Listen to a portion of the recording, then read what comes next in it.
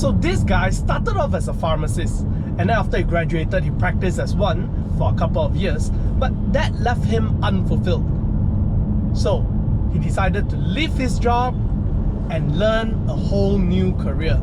People thought it was crazy, you know, leaving the job as a pharmacist, one that is stable in income, one that is professional, one that would, you know, earn a lot of money, something that is stable.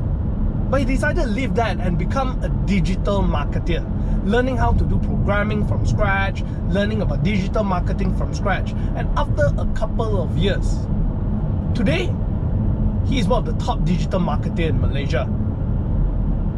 Want to find out more about his story? Join me in this episode.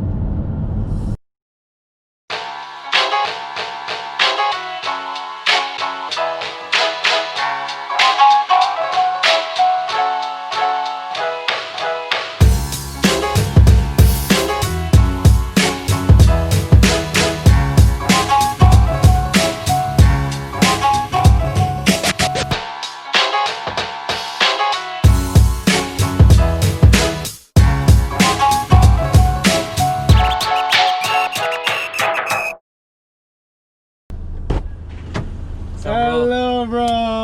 Oh, looks like we're in the same shirt. Yeah. Whoa. Twinning. Okay, these are unplanned. We didn't expect this, but Uniqlo as well. No, this is I can't remember. Okay, if it's Uniqlo, then it's exactly the same already. So, for those of you guys who actually do not know Kyong, he's one of the top digital marketers in Malaysia. And maybe Kyong, would you like to introduce a little bit about yourself? Yeah. As mentioned by Peter, my name is Kyong. I've been in this industry for close to 8 years, going into my 8th year now. 8 years already, huh? Yeah.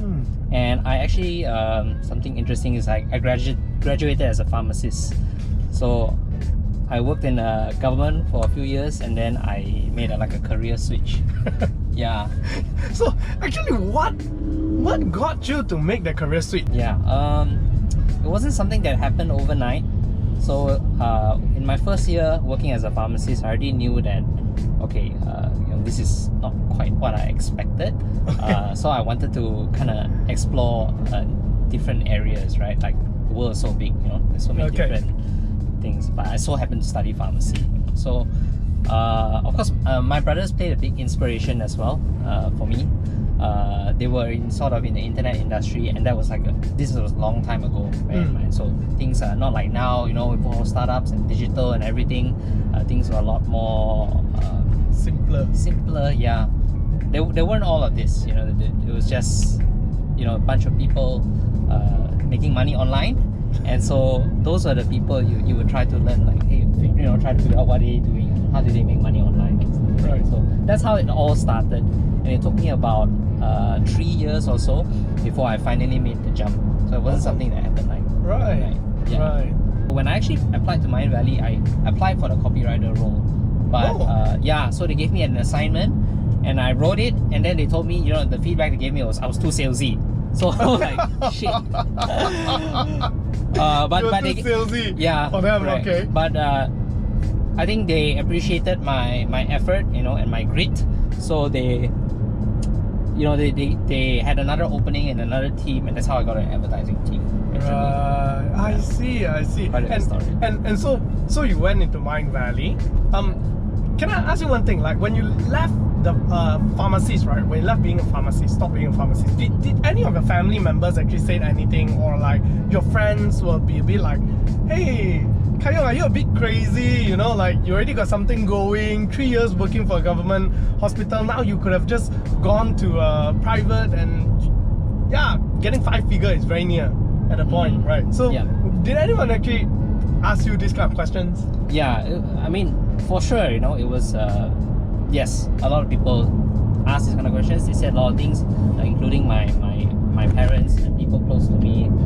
And in fact, I also took like a pay cut to join Mind Valley as well. So it was quite a big mental shift for me. But at the same time, like, I have plan B, of course. Number one is I got my license pharmacist, so anytime I want to go back to become a practicing pharmacist, I could. Okay. I could join the private anytime. So that's one. I have like backup plans. Number two, Okay. yeah, I just made a list of backup plans in case like things go to hell. But it didn't, and thankfully things worked out. So you know, no one's complaining now, I guess. Yeah. I think Yeah. so. At the point, actually, you really did up kind of like a pros and cons list. Yes, If I I were to did. do this right now, the best scenario is this, but the worst scenario is this. Then what's my backup plan? I And did. that kind of thing, right? I actually I took out a piece of paper and I put like 2 sections, you know, pros and cons. I wrote down everything. So you know, just help me to you know, give me the courage to make the move. Yeah, it helps a lot, I think, to make a big move. Like when it comes to big moves, like that, a piece of paper. So do you after looking through that piece of paper, do you actually tell yourself like, okay, I'm gonna give myself 1 year or half a year or something like that? Yeah. I mean, at times it's like, see how it goes. I already have my license. I have some backup plans. You know, just go for it. I didn't even know I was gonna get the job or not. I just went for it. Yeah. And definitely no regrets. Now you're one of the top in Malaysia. Yeah. Well, I mean, there are a lot of really good marketers out there. You know, it's hard to measure if I'm the top or not. But Yeah, but I guess for many people, you're considered one of the very prominent ones. thanks. Right, I yeah. appreciate that. And so after Mind Valley, you stayed there for how long? I was there for close to 4 years. 4 years. Close to 4 years. Yeah. And after that, you left Mind Valley and you went to Next Academy, if I'm not wrong. Yes. Yeah. I So- was the head of growth at Next Academy for about 2 years. Tell us about the journey there. And so they were looking for someone to head their growth, their marketing efforts. So you know, I met up with you know, Josh and Audrey. We had a couple of chats. Seemed like a good fit, you know. So, and the time I was really looking to explore the startup scene myself. Being in Mind Valley for so long, you know, sometimes it feels like you live in a bubble. Like, oh, everything's so, you know, nice. You've been to the office before. It's super nice. Now and it's being everything. nicer somehow. I saw It's the even picture. more crazy now. Like, yeah, every year it just gets better and better. So, you know, it felt right. And I wanted to kind of grow my skill sets further, you know, explore new industries and whatnot. So I decided to join Next Academy. Right. Yeah. And there you were leading the growth of Next Academy lah. That was what you are in charge of, right? Your growth. Pretty much. What was the name of that role again? Head of growth. Head of growth. Yeah. Yeah. So from that time, Next Academy grew from how many students to how many students during the time that you were there? Whew, okay. I can say that I don't have the exact numbers, but I can say now, right as of now, they have like thousands of students. Like they graduated thousands of students. Also because when I was there, I helped them to start the digital marketing bootcamp. That was what it was called back then. Yeah, so I was like sort of the headmaster of sorts, teaching digital marketing there. Right. And I roped in all my friends who used to work at Mind Valley to come and teach marketing. Because I feel like it's something that it's really needed, right? Like many people, digital marketing is an industry which is starting to grow in Malaysia. And you know, I learned from my mistakes. You know, I don't want people to learn from all these you know, fake gurus, false prophets, whatever it is. So I decided to, you know, with Next Academy, we created our own boot camp, and we basically come up with the curriculum to teach what we think is the best for people to learn. Right. Yeah, so that's all. You know, when we started that, the response was very good. We got people from SMEs to startups to even corporates sending their students over. Yes. And I'm happy to say that, like, you know, even after I've left, like, their digital marketing courses have grown so much. Yes. The curriculum is very solid. You know, shout out to Next Academy. Yeah. You know, they got Cinch as their instructor, Cinchi. Yeah. She's also like super amazing marketer. That's you know, right. one of the top as well here. So, you know, yeah. Oh, so I didn't know you are the guy who actually started the digital marketing course there. Not many people knew now that. I know. Yeah. Because their digital marketing class is one of their most popular courses as well right now, right? Yes. And we would see it if you just turn on Facebook. Yeah, it's one of the most promoted one as well. So I didn't know you are the guy who started it. Yeah, but that's great because I think like what you say, there are really quite a lot of fake gurus outside. Yeah. I mean, try not to mention names, but like going to YouTube itself, you see like fake guru, you see a bunch of them, and many of them start by teaching people how to sell things online. And sometimes I have a chat with certain people, and I also find that like, oh shit, they earn really a lot of money, you know, just by charging a few $1,000s, and they will teach you some very basic kind of thing that if you just go online to search it, You can find it. you can find it. Yeah. But it's very lucrative. So I really personally think that if you guys want to learn about digital marketing and stuff like that, just go and sign up with Next Academy. If not, then alternatively you can try to contact Kyong. I know you also I actually attended your class as well, and I would say that was fantastic class. Thanks, Worth every dollar of it.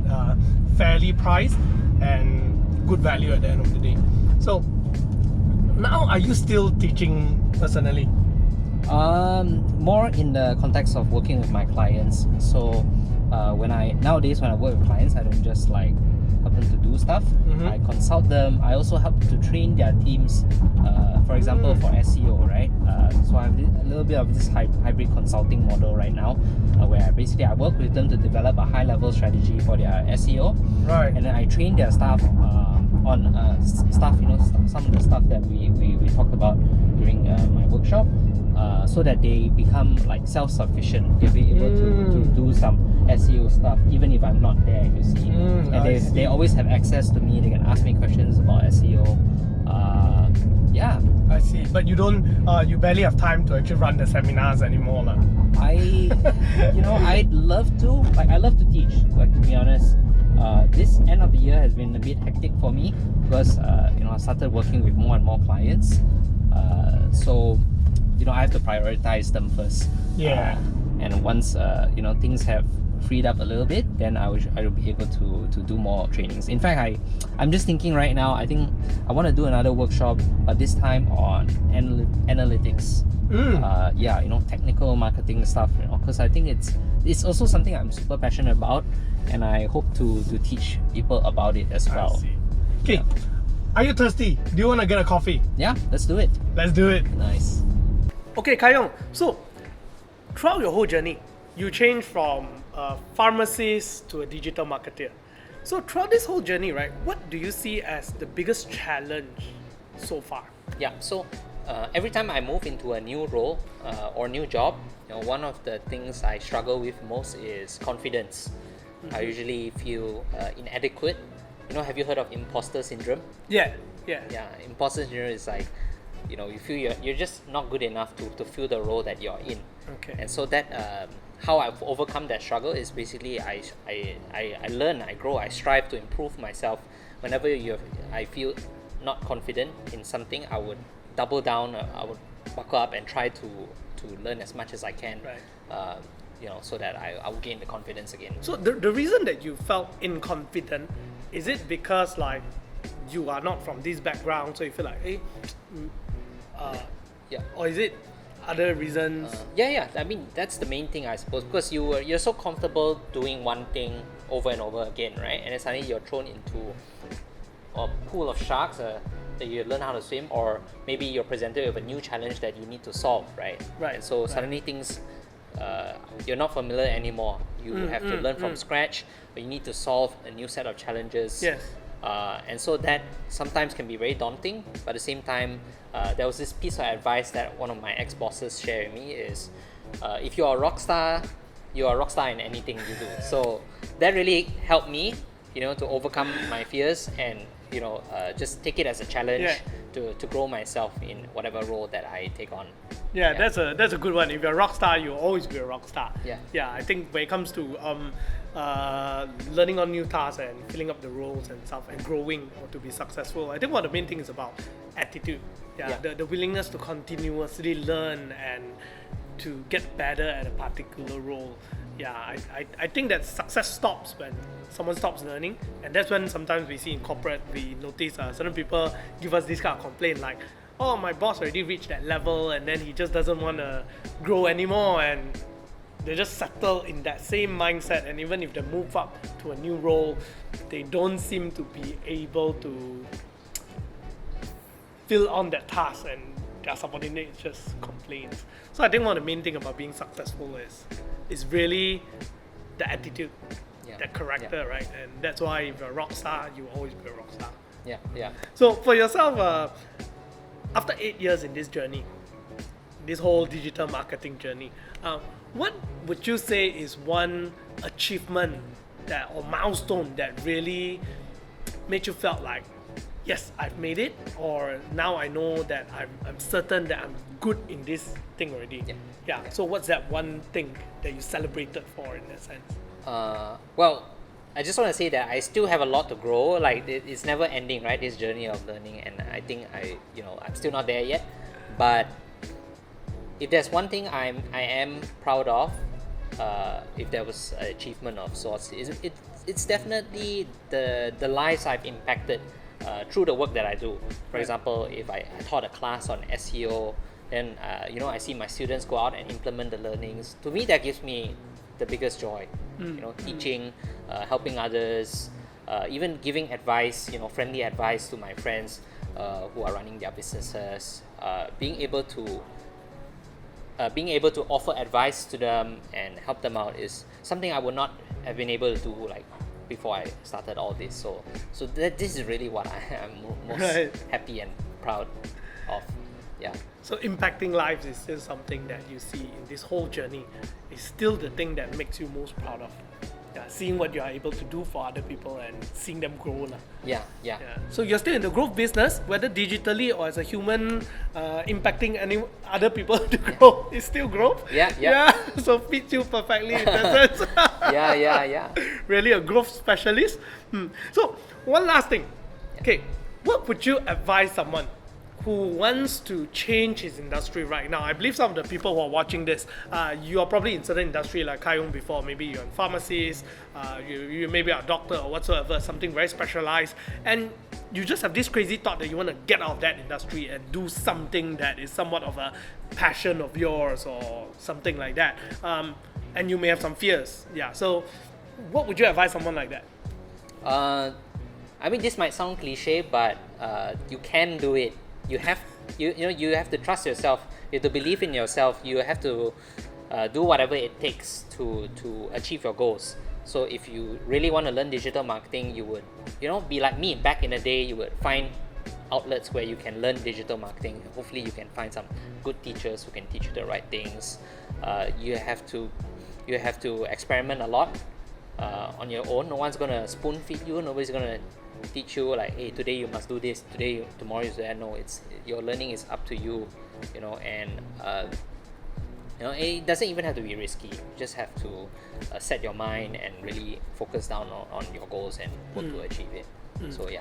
So do you have a step-by-step guide? Like maybe in the start you need to first do this, do that. Yeah. Do you have something like that? I have some advice, especially for those younger people who don't have as many commitments. If you can, find a good company that has a strong digital marketing team, work for them. That's the easiest way to learn, to be honest. Like, go there, learn their best practices, learn from their senior marketers, ask them everything you can. I've seen this time and time again, like my friends and peers who join a company with a very strong marketing team, and they turn out to become rock stars after learning from these guys. So that is I think that's a surefire way to grow really quickly, is to work for a company that has a good marketing department.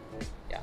So looking for the right environment to learn in and learn from the experts themselves directly in the job will be the fastest way to grow. Yeah. And so we'll say that from just to summarize a little bit about what we talked about in terms of from someone who wants to leave a job, I think the first thing is that you need to break free in your mind to know that you can do it.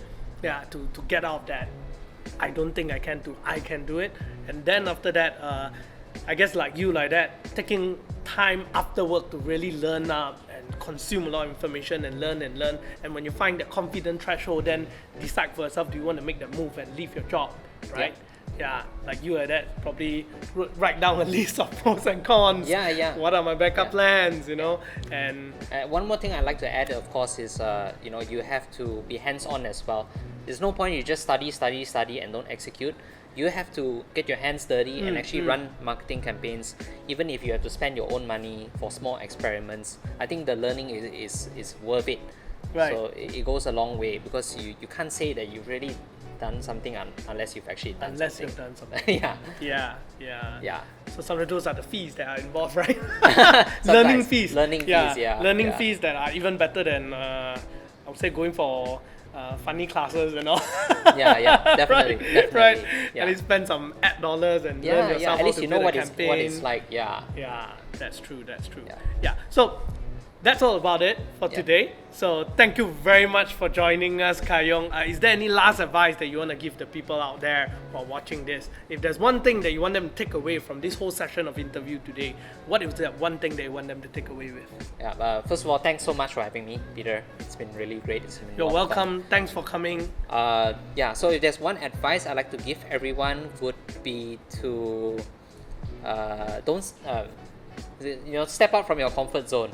If there's something you really want to achieve in life, to go and do it. Don't give excuses to yourself. Yeah, that's it. That's a great one. So step up from your comfort zone. Don't give yourself excuses and just do it. Yeah. Right. So thank you very much. Thanks, man. Let's grab some food. Okay, let's do it.